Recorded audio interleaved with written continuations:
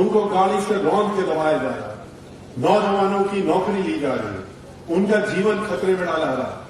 उनसे कहा जा रहा है कि आप पकौड़ा बेचिए, आपको हम नौकरी देने का वादा करते थे, लेकिन वो झूठा वादा था और उसी तरह का वादा था जैसे कि हमने आपसे 15 लाख रुपए हर एक को देने का किया था। इस तरह का झूठा वादा करने का काम भारतीय जनता पार्टी ने किया। आज नौजवानों को सड़क में बेरोजगार होकर के छोड़ दिया इन्होंने। वो परेशान हो रहे हैं, लाखों की संख्या में, करोड़ों की संख्या में। जब 500 नौकरियां निकलती है, 1 करोड़ लोग उसमें अप्लाई करते हैं और उसके बाद क्या पता लगता है कि बाद में पर्चा लीक हो गया, इम्तिहान कैंसिल हो गया।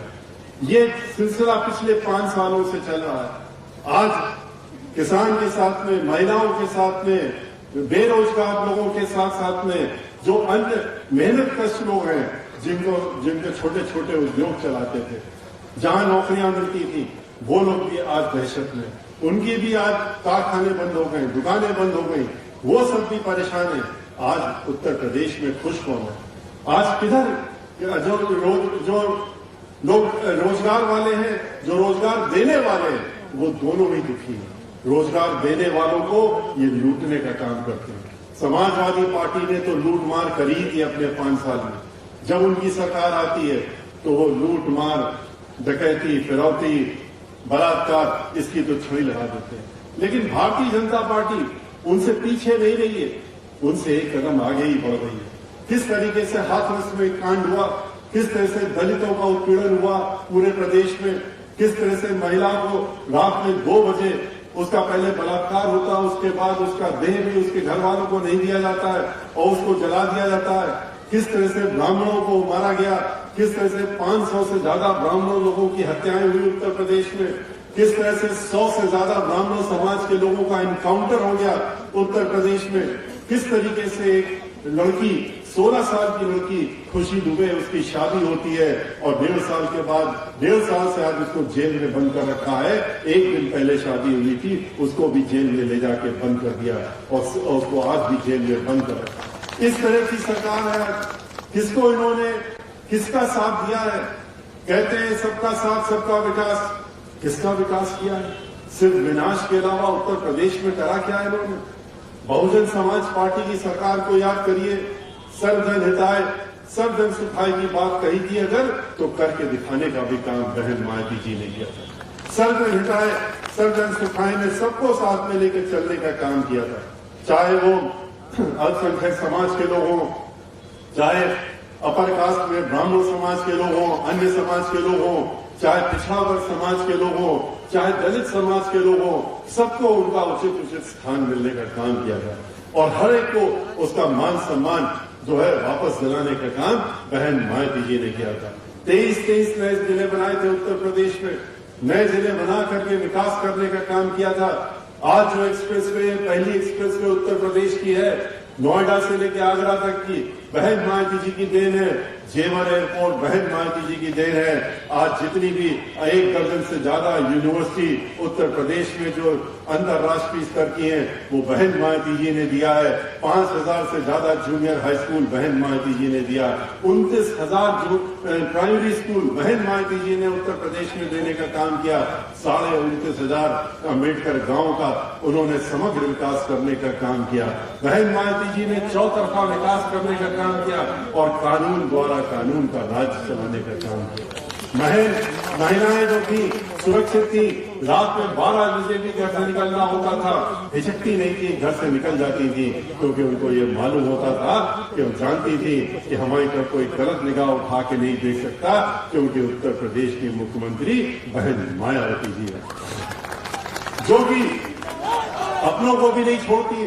अगर उनकी पार्टी के भी मेंबर ऑफ पार्लियामेंट ने अपने हाथ में कानून लेने का काम किया था, तो याद करिए 15 दिन पुरानी सरकार थी 2007 में, बहन मायावती जी ने उनको भी नहीं बख्शा था और उनको भी जो उन्होंने अपने घर में पुलिस को बुला करके अपने बंगले से हथकड़ी लगवा करके जेल में भेजने का काम किया था और पूरे 5 साल तक जेल में रखने का काम किया था। आज चाहे वकील हो, चाहे डॉक्टर हो, चाहे किसान हो, चाहे मजदूर हो, चाहे महिलाएं हो, चाहे बच्चे हो, चाहे स्कूल में जाने वाले छोटे बच्चे हो, आज सभी लोगों का जीवन जो है अंधकारमय हो गया है। सभी लोग परेशान हैं, इंतजार कर रहे हैं कि कब बहन मायावती जी आएंगी, कब फिर से विकास की गंगा बहेगी, कब फिर से हम लोग एक साथ भाईचारा बना के रहेंगे, ये दंगे फसाद लड़ाई झगड़े खत्म होंगे। समाजवादी पार्टी की सरकार जब आई थी 134 दंगे उत्तर प्रदेश में हुए थे, 134 दंगे। भारतीय जनता पार्टी की सरकार आई, ये तो समाजवादी पार्टी के साथ मिलकर के ही दंगे फसाद कराते हैं। आप भी देखते हैं कि ऐसे अल्फाज बोलेंगे जिससे कि फिर समाजवादी पार्टी वाले उसका उल्टा अल्फाज बोलें और उसके बाद आपस में लड़ाई झगड़ा कराने का काम करें, भाईचारा खत्म कराने का काम करें। ये वोट के लिए कुछ भी कर सकते हैं और ये वही कर रहे हैं।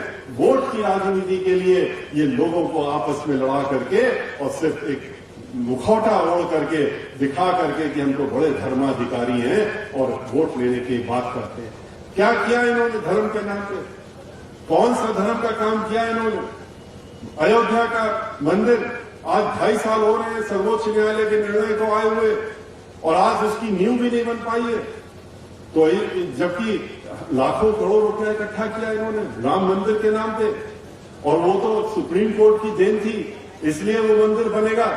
बनना तो है ही है, लेकिन ये नहीं बनने देंगे उसको, क्योंकि ये जानते हैं कि अगर मंदिर बन गया तो फिर हम वोट किसके नाम पे मांगेंगे।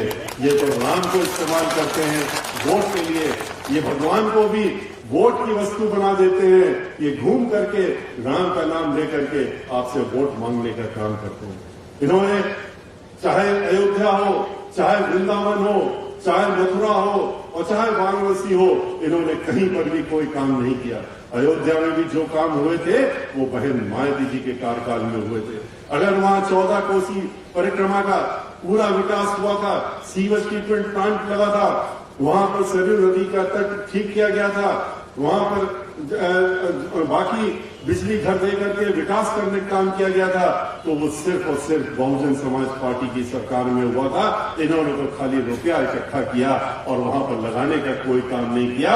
ये तो अयोध्या जब हम 23 जुलाई को गए थे तब वहीं पर जाके हमने खुलासा किया था। हमने कहा था कहाँ है मंदिर, कहाँ गए वो लाखों करोड़ रुपए जो भगवान के नाम। हम लोग तो भगवान को अपने दिल में रखते हैं, हम लोगों के लिए वो एक ईश्वर है, आपके लिए वो एक वस्तु है और वोट की चीज है। वोट के नाम पे आप उनको इस्तेमाल करते हैं, हम लोग उनका और उनकी पूजा अर्चना करते हैं। इतना ही फर्क है हम लोगों में और भारतीय जनता पार्टी के, जो ये लोग राम के नाम पे वोट मांगते हैं उनमें। वृंदावन में आप देखिए, पड़ोस में ही तो है, आपके बिल्कुल बगल में 550 करोड़ रुपए खर्च करके समग्र विकास बहन मायावती जी की सरकार में हुआ था और उसकी जिम्मेदारी तो मैंने स्वयं ली थी, इसमें मुझे मालूम है। वृंदावन में सीवर नहीं था, पूरे वृंदावन में सीवेज ट्रीटमेंट प्लांट लगाया था, सीवेज लाइन बिछवाई थी और लाइन बिछा करके पानी की लाइन बिछवाई। उसके बाद वहां नया बिजली घर दिया, वहां से लेकर के परिक्रमा के लिए पूरी सड़क गोवर्धन तक की उसको ठीक कराया, चौड़ीकरण कराया और उसके साथ में फुटपाथ भी कराया, कच्ची सड़क भी बनाने का काम किया, विधवा आश्रम बनाया, नया अस्पताल 100 बेड का बनाने का काम किया, वहां पर बिजली घर देने का काम किया, बस अड्डा बनाने का काम किया, मेला देने का काम किया, समग्र विकास करने का काम किया। लेकिन ईश्वर को, भगवान को, चाहे वो कृष्ण भगवान हो चाहे राम हो, हम लोगों ने वोट की स्थिति नहीं बनाई, हम लोगों ने वोट का लिए इस्तेमाल नहीं किया। हम लोगों ने ये सब काम समग्र विकास का उन सबके लिए किया जिनकी आस्था इन स्थानों पर है और उसके लिए किया हम लोगों ने। लेकिन आज क्या हो रहा है? आज सिर्फ आपस में लड़ाई झगड़ा कराना, लोगों को भिड़ाना, लोगों से लूटमार करना, लोगों को धमकाना, कभी बुलडोजर के नाम पे, कभी गोली मारने के नाम पे, कभी कि हम तो शूट आउट कर देंगे, कभी एनकाउंटर के नाम पे, इस तरह से आज तक प्रदेश को चलाया जा रहा है। इसी के ठीक विपरीत बहन मायावती जी ने प्रदेश को जब चलाया था तो उन्होंने कानून द्वारा कानून का राज स्थापित करके चलाने का काम किया था। इसलिए भाइयों, आपसे ज्यादा कुछ न कहते हुए, आप लोग समझदार हैं, आप लोगों ने हर तरह की सरकार देखी है। आपने पहले की 5 साल की सरकार देखी, जहां पर बहन मायावती जी की सरकार थी, उसके बाद लूट मार डकैती वाली सरकार देखी, समाजवादी पार्टी की सरकार देखी, और अब झूठे वादों की सरकार देखी पिछले 5 साल से, जो खाली झूठ पे अपनी सरकार चलाने का काम करते हैं। रोज आएंगे, पत्थर लगाएंगे, चुनाव जब आ गया तब हजारों करोड़ रुपए की योजनाएं की घोषणा करते हैं। अरे अगर घोषणा करनी थी तो जब सरकार बनी थी तब करते और 5 साल में अपना हिसाब देते कि उस घोषणा के हमने कितना काम किया। ये न करके आप जो है घोषणाएं करते हैं कब, जब चुनाव एक समय आ जाता है। बहन मायावती जी ने कोई वादा किसानों से नहीं किया था, लेकिन उन्होंने उनकी आमदनी 2 गुना करने का काम किया था। 125 रुपए क्विंटल का गन्ना था, उसको 250 रुपए क्विंटल करने का काम बहन मायावती जी ने किया था। इन्होंने 35 रुपए बढ़ाने का काम किया, 10 रुपए पहले बढ़ाए और 25 रुपए अभी चुनाव के दौरान में बढ़ाने का काम किया। ये सिर्फ धोखा देते हैं नौकरी के नाम पे, हर चीज के नाम पे। और अगर झूठ बोलने का कोई कंपटीशन होता, झूठ बोलने का अगर कोई विश्व में भी कंपटीशन हो जाए, आपस में कोई प्रतियोगिता हो जाए, तो उसमें भारतीय जनता पार्टी के लोग नंबर 1 पर आएंगे, क्योंकि वो उनसे अच्छा झूठ कोई बोल नहीं सकता। आपके बीच में अभी फिर आएंगे, फिर से झूठ बोलेंगे, माफी मांगेंगे, तरह तरह की बातें करेंगे, कहेंगे एक बार फिर वोट दे दो, हम आपका मान सम्मान रखेंगे। क्या मान सम्मान रखा है? 100 एनकाउंटर कर दिए, क्या यही मान सम्मान रखा है? 500 से ज्यादा लोगों को हत्या करा दी, क्या यही मान सम्मान रखा है? बहन मायावती जी ने जब कहा था कि हम भाईचारा बनाएंगे और हम सबको मान सम्मान देंगे, चाहे उसमें ब्राह्मण समाज के लोग हों या अन्य समाज के लोग हों, तो उन्होंने अपना वादा भी पूरा किया था। अगर उन्होंने 45 ब्राह्मण समाज के एमएलए दिए थे तो 15 कैबिनेट मंत्री भी बनाए थे। उन्होंने अगर महाधिवक्ता, औद्योगिक महाधिवक्ता बनाया था ब्राह्मण समाज का, तो उन्होंने 5000 सरकारी वकील भी ब्राह्मण समाज के बना करके और उच्च न्यायालय से लेके नीचे की अदालतों तक में देने का काम किया था। 1 दर्जन एमएलसी ब्राह्मण समाज के बनाए थे उन्होंने। राज्यसभा में 1 दर्जन, आधा दर्जन लोगों को भेजने का काम किया था। 18 वर्ष से राज्यसभा में हमको उन्होंने भेज के रखा हुआ है। इसके पहले उत्तर प्रदेश का महाधिवक्ता बनाया था और राज्यसभा में अपनी पार्टी का लीडर हमको बना के, ब्राह्मण समाज के एक व्यक्ति होने के नाते भी उन्होंने वहां पर ब्राह्मण समाज को सम्मान देने के उद्देश्य से उन्होंने करने का काम किया। लोकसभा में भी लीडर ब्राह्मण समाज का बनाया।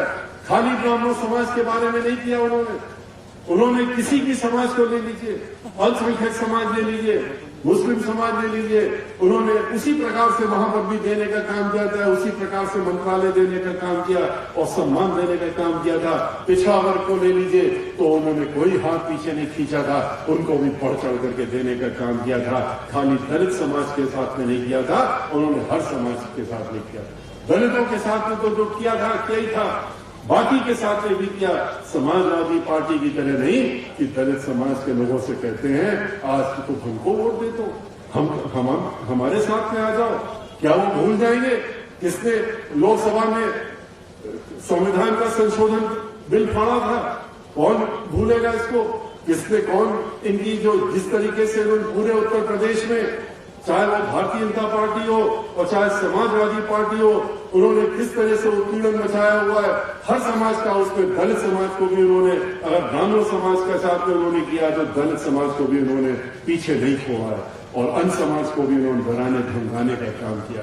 इसलिए भाइयों, हमारा आपसे अनुरोध है, हमारी आपसे विनती है कि आप लोग आज यहाँ पर इकट्ठा हुए हैं, आपने आशीर्वाद देने के लिए इकट्ठा हुए हैं अपने इस लड़के को, अपने इस छोटे भाई को, अपने इस बेटे को, तो ये इसको आप विधानसभा में भेजने के लिए आज आप यहाँ इकट्ठा हुए।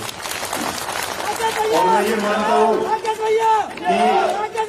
मानता हूँ कि ये खाली प्रबल प्रताप सिंह जी चुनाव के मैदान में नहीं है, ये तो कहने के लिए है। इनको तो चूंकि सर्टिफिकेट मिला है चुनाव लड़ने के लिए, इनका नाम वहां पर आएगा, हाथी का निशान इनको मिला है।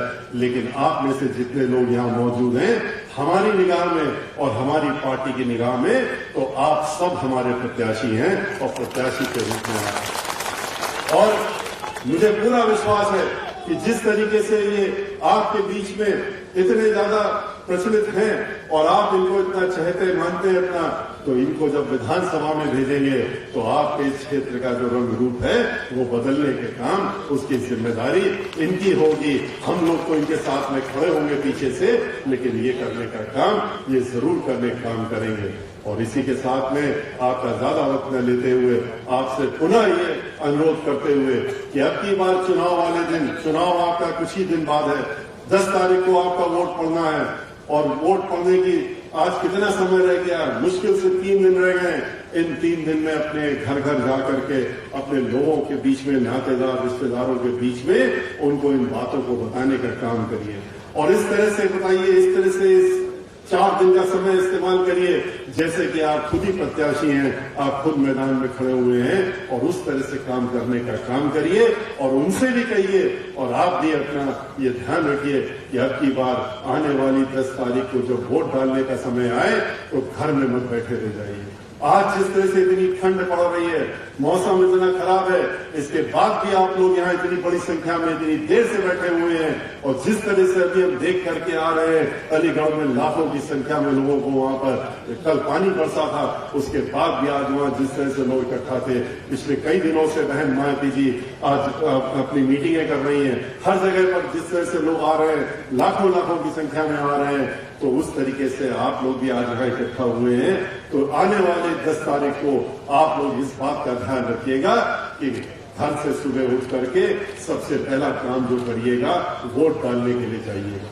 वोट डालने की लाइन लगा करके वहां पर खड़े हो जाइएगा, वरना हो सकता है आपको लोग परेशान करने की कोशिश करें, आपको धमकाने की कोशिश करें, लेकिन किसी से डरने और धमकाने में आने की जरूरत नहीं है।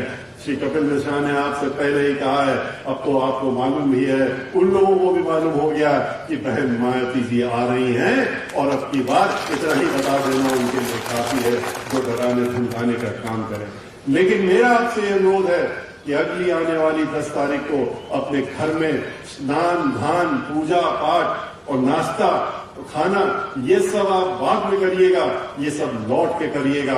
सबसे पहले सुबह उठ करके और जा करके लाइन लगा करके और बहुजन समाज पार्टी के हमारे जो प्रत्याशी आपके बीच में हैं, हाथी वाले निशान में बटन दबा करके अपना वोट डाल करके और तब घर में लौट करके इस सारे काम को करिएगा और इनको भारी बहुमत से जिता करके विधानसभा में भेजने का काम करिए।